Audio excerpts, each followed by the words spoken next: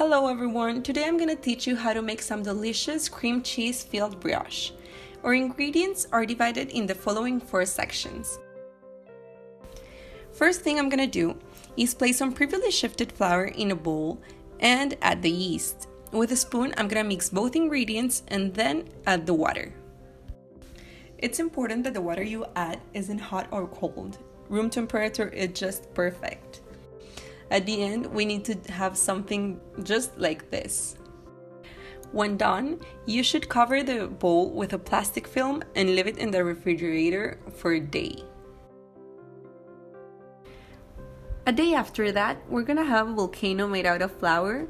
On one side, we're gonna put sugar and yeast, and on the other one, salt. Inside our volcano, we're gonna add water and then an egg. We're gonna start mixing with our fingers so we can incorporate small amounts of flour at a time. You'll get to a point where one hand won't be enough, so you'll need to use both hands to start kneading your dough.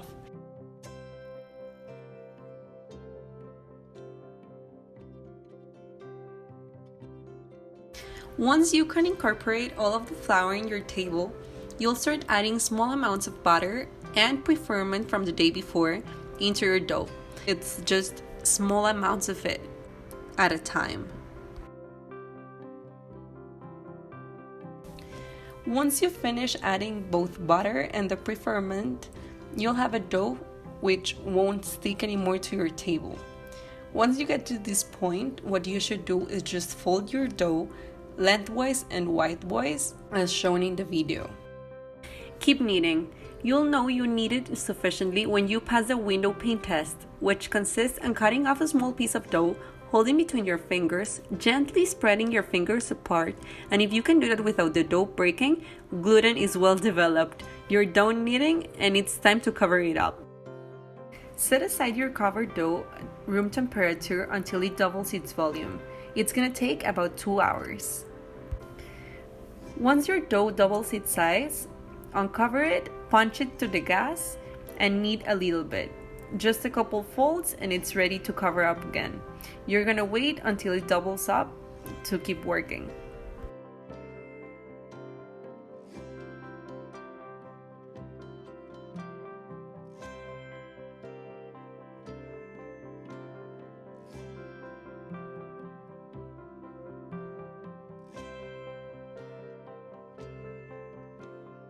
Once your dough has doubled up again, sprinkle your table with flour, punch your dough to degas it, and leave it in your table. Now it's time to portion. Take out your scale and get ready with your scrape.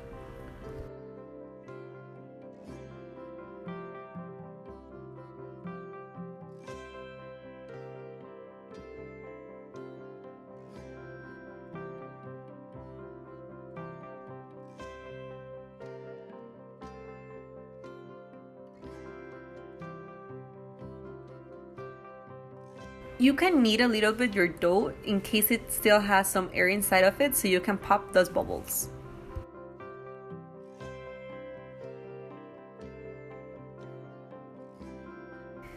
I'm using wax paper on top of my scale so it doesn't get all sticky, but you can also put some flour or nothing at all, it will just get harder. I'm gonna portion my dough in 50-gram bowls because that way it's gonna be perfect for snacking.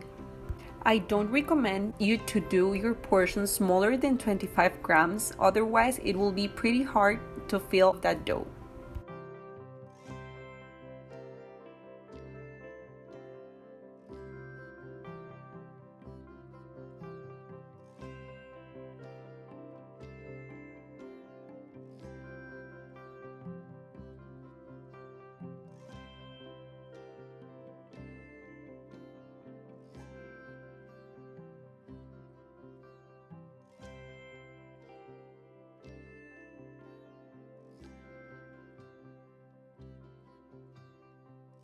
Most of the times you'll have a leftover from 25 to 40 grams, which I just used to divide into different portions because it won't matter if you just have 5 extra grams.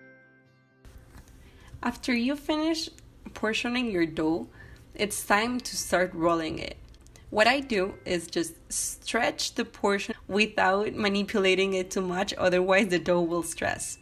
Then I get my cream cheese, about a tablespoon, and put it in the center of my dough and bring all the ends together just as shown in the video, so my cream cheese won't be able to get out.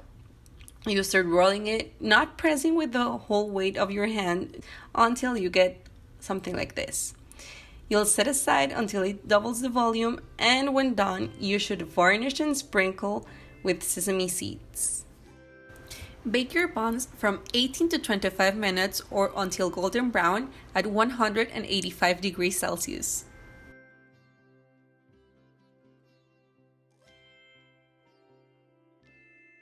Thank you for watching my video, and I hope I get to see you on my next one.